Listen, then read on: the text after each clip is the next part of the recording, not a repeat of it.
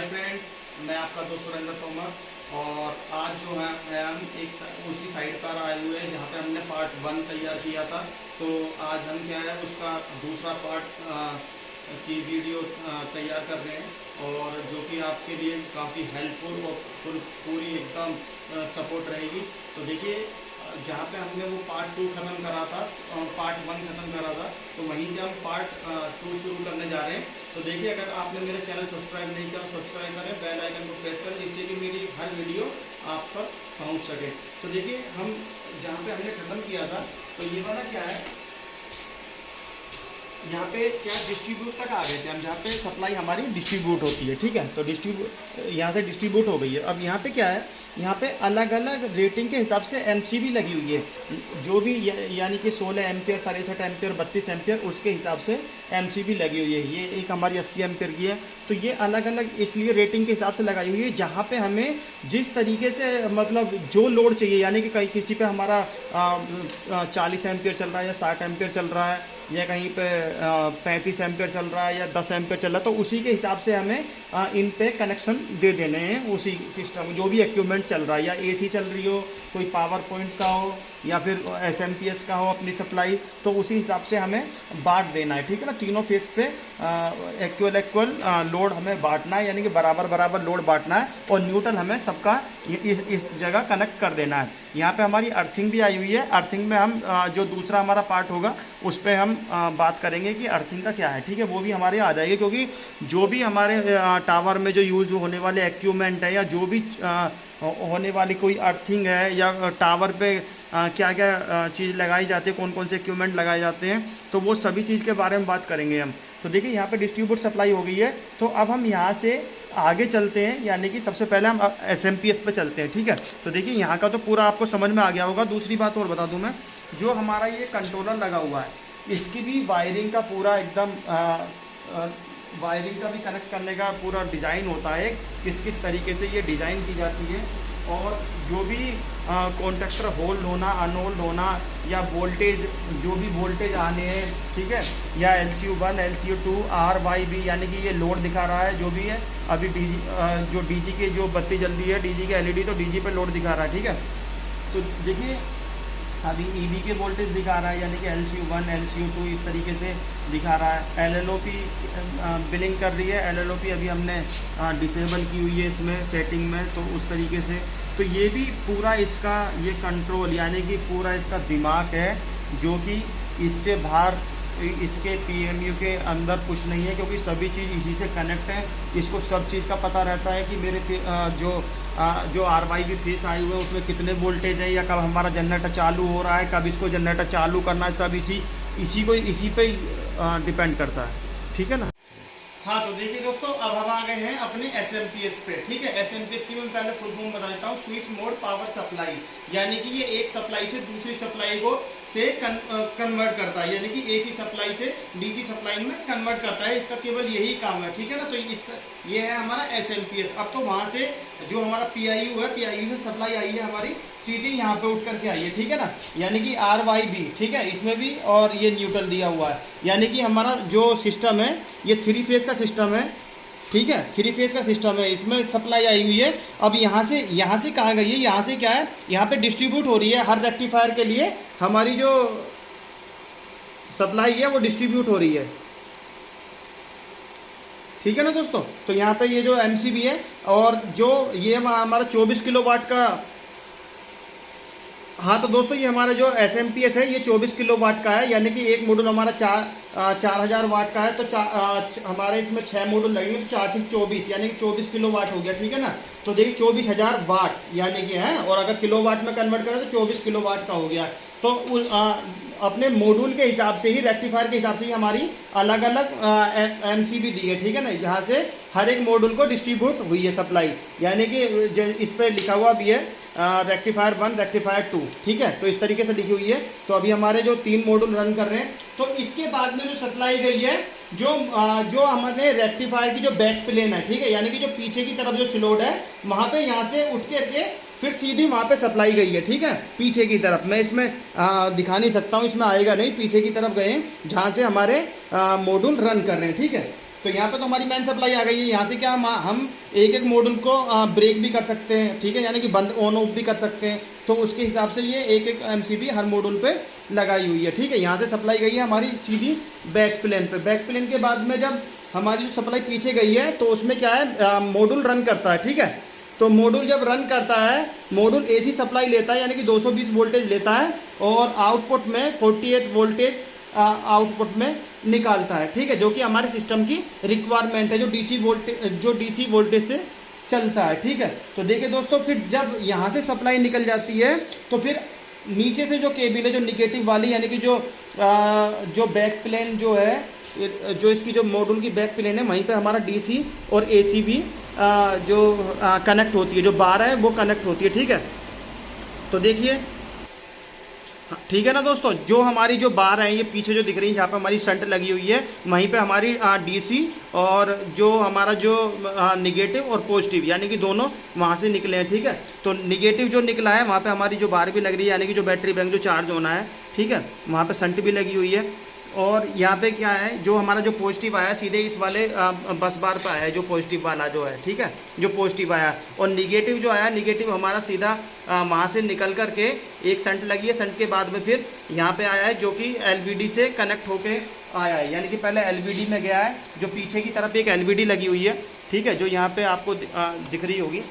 यहाँ पे देखिए वो सामने वो LVD लगी हुई है, पहले LVD पे आया है, LVD के होने के बाद में यहाँ पे आया फ्यूज पे, फ्यूज से फिर अपने बैटरी बैंक को चार्ज कर रहा है। फिर दूसरा ही जो वायर गया है, दूसरा जो उठ के गया है, वो हमारे LVD पे आ गया है। वहाँ पे देखिए जो शंट के पास में जो इधर की तरफ जो लगा हुआ है वहाँ पे आ गया है, ठीक है ना दोस्तों।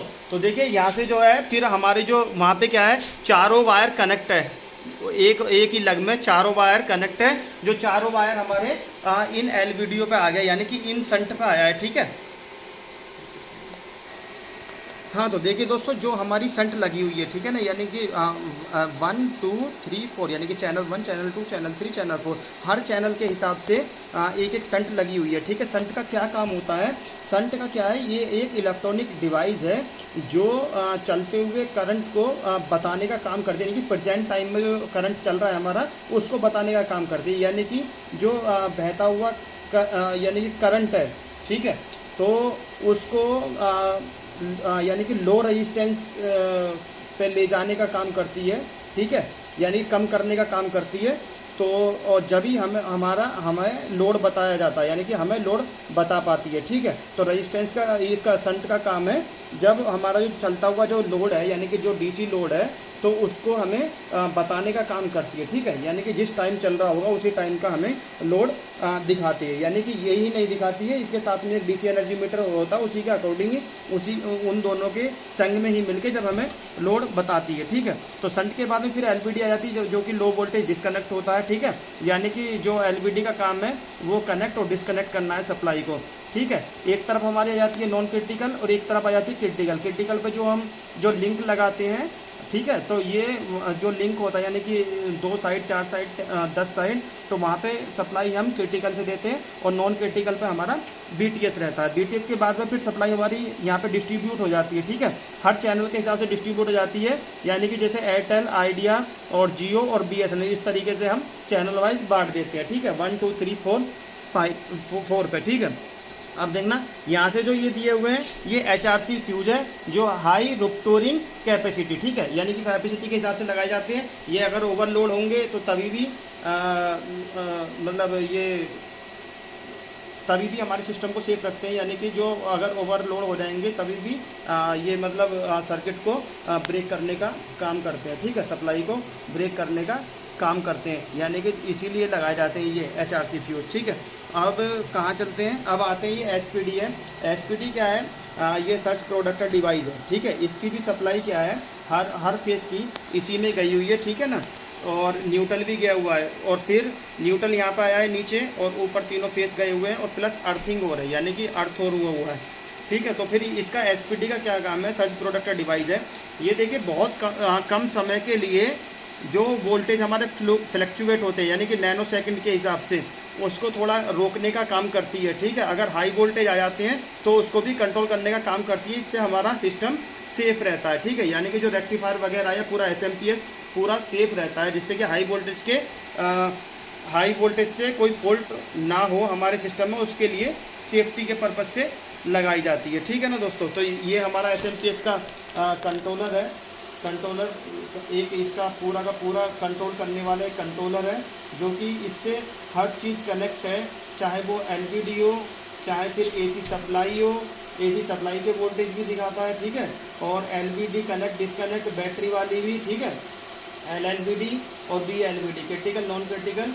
ठीक है, तो सब इसमें कनेक्ट हैं एक दूसरे से, फ्यूज सेंट सब एक दूसरे एक मतलब इससे कंट्रोलर से सब कनेक्ट हैं। ठीक है, तो देखिए बिना कंट्रोलर कुछ नहीं है, क्योंकि सब चीज़ ये पता रखता है कि मेरे अंदर क्या चल रहा है, क्या ख़राब है, क्या सही है, तो सब चीज़ ये बताता है। ठीक है ना दोस्तों, एक ये साइड में लगा हुआ ये LVD कार्ड है, जो हमारे जो LVD है नॉन क्रिटिकल वाली, उसको कनेक्ट और डिसकनेक्ट करने का ये भी काम करता है। ठीक है दोस्तों, ठीक है ना दोस्तों। अब देखना मैं DC एनर्जी मीटर बताता हूँ, जिसकी बात हम अभी संट के साथ में कर रहे थे।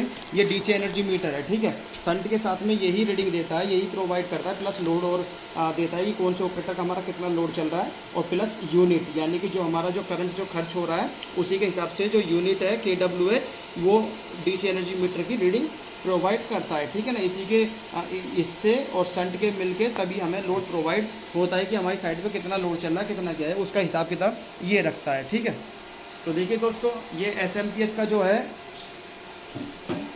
जो SMPS का है डेल्टा 4000 वाट का, वो हमने पूरा आपको समझा दिया है कि कैसे कैसे क्या काम सप्लाई करती है और इसका क्या काम होता है। ठीक है ना, सेटिंग की वीडियो मैंने डाली हुई है ऑलरेडी, एक SMPS की भी वीडियो डाली हुई है कि SMPS में हमारा क्या क्या होता है, क्या क्या काम करता है, किस किस तरीके से काम करता है। ठीक है, तो देखिए अब हम आगे बढ़ते हैं।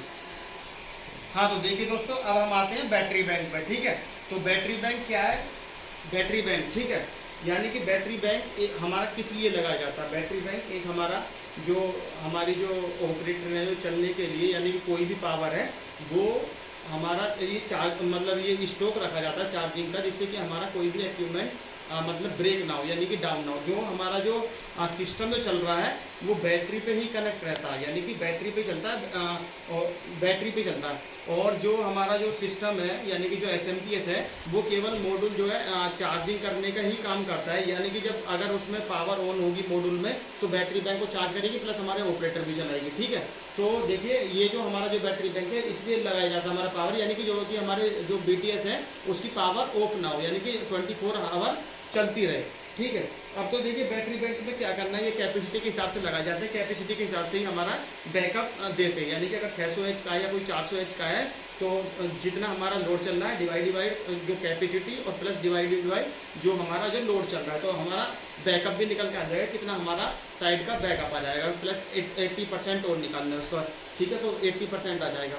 तो देखिए अगर इसका फ्लोट वोल्टेज और बूस्ट वोल्टेज की अगर हम बूस्ट की बात करें तो इसका फ्लोट वोल्टेज 54.2, और अगर पुराना बैटरी बैंक है तो 4 या 5 भी कर सकते हैं, और अगर बूस्ट वोल्टेज है तो उसको 55 वोल्ट देते हैं। ठीक है, तो हमारा ये 48 वोल्ट का बैटरी बैंक होता है। अगर हम एक सेल की बात करें फ्लोट वोल्टेज की, तो उसका क्या है, अगर हमारा 54.2 है, अगर हमने उसको फ्लोट वोल्टेज दे रखा है, तो अगर उसको डिवाइडेड बाई 24 सेल पे करेंगे तो हमारा एक सेल का जो फ्लोट होगा, तो काफ़ी सारी जगह पे अगर कोई इंटरव्यू देने जाए तो पूछ लेते कि एक सेल का फ्लोट वोल्टेज कितना होगा, तो 2.25 होगा। ठीक है, अगर बूस्ट वोल्टेज की बात करें तो जो हमारा 55 वोल्टेज जो होगा हमारा SMPS में सेट, तो 55 को अगर 24 से भाग देंगे तो उसका हमारा जो निकल के आएगा 2.29 आ जाएगा। ठीक है, तो उसी के हिसाब से होते हैं। और कितना बैकअप हमें देखना है, कितना बैकअप आएगा, यानी कि सीधा अगर मैं एग्जांपल के तौर पर बताऊं, अगर हमारा 600H का बैटरी बैंक है प्लस उस पर 60 एम्पियर लोड है तो वो 10 घंटे का बैकअप देगा। और अगर 80% की बात करें तो हम अगर कैलकुलेट करें तो 80% निकाल दो उसका, तो फिर 7 घंटे का बैकअप लमसम दे देगा। ठीक है, तो इसके हिसाब से ये निकाल सकते हैं चाहे हमारा। और फिर एक और बात बताता हूँ मैं, अगर हमारा बैटरी बैंक का कोई सेल खराब हो और आपको उसको बाईपास करना है, यानी कि कोई सेल ओपन हो गया है बिल्कुल ख़राब हो गया जिससे कि हमारा पूरे बैटरी बैंक का बैकअप नहीं आ रहा है, क्योंकि काफ़ी ऐसा भी होता है कि हमारे नए बैटरी बैंक आए, नए बैटरी बैंक के अगर 2-3 महीने चलने पर ही हमारा कोई एक आध सेल अगर ख़राब हो जाता है तो उससे पूरे बैटरी बैंक ना तो चार्ज होगा, ठीक है, और ना ही हमें अच्छे से बैकअप मिल पाएगा। तो कभी कभी हम सेल बाईपास कर देते हैं क्योंकि नहीं हो पाता सेल। तो सेल जब बाईपास करें तो फ्लोट वोल्टेज और बूस्ट वोल्टेज कम कर लें, जिससे कि हमारे जो भी सेल हैं उनको फ्लोट वोल्टेज बूस्ट वोल्टेज ज़्यादा ना मिले, यानी कि एक्स्ट्रा ना मिले, जिससे कि हमारा पूरा बैटरी बैंक अगर ज़्यादा मिलेगा तो हमारा पूरा बैटरी बैंक हीट हो जाएगा, और हमारा हीट होने पर हमारा बैटरी बैंक पूरा का पूरा ही ख़राब होने की कंडीशन में हो जाएगा, यानी कि ख़राब ही हो जाएगा, ठीक है ना। बैटरी बैंक अगर इंस्टॉलेशन करना है तो पूरी सीरीज में रहता है।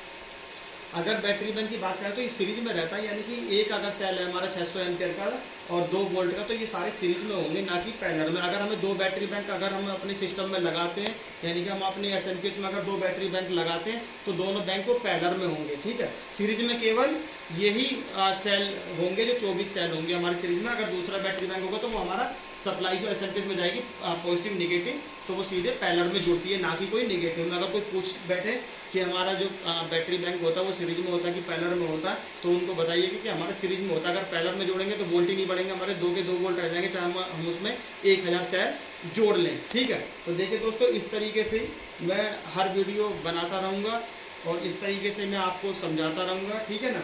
तो बैटरी बैंक का भी मैंने बता दिया है किस किस तरीके से हमें क्या क्या काम करना है, ठीक है। तो देखिए, अगर मेरी वीडियो अच्छी लगे तो लाइक करें, शेयर करें और मेरे चैनल को सब्सक्राइब जरूर करें, ठीक है ना दोस्तों। तो आगे का पार्ट हम और ज़्यादा और नेक्स्ट वाला पार्ट लेकर आएंगे, क्योंकि काफ़ी बड़ी वीडियो हो जाती है, क्योंकि लोग देख भी नहीं पाते कि 20 मिनट की वीडियो है, 25 मिनट की वीडियो है। तो अब हम जो थर्ड वाला पार्ट है उसमें सब चीज़ को ले आएंगे, जिससे कि अर्थिंग बर्थिंग टावर वावर और अपना डीजी की सप्लाई और आनी है, ठीक है ना दोस्तों। तो देखिए, फिर नेक्स्ट वाला पार्ट हम फिर जल्दी लेकर के आएंगे। Okay friends.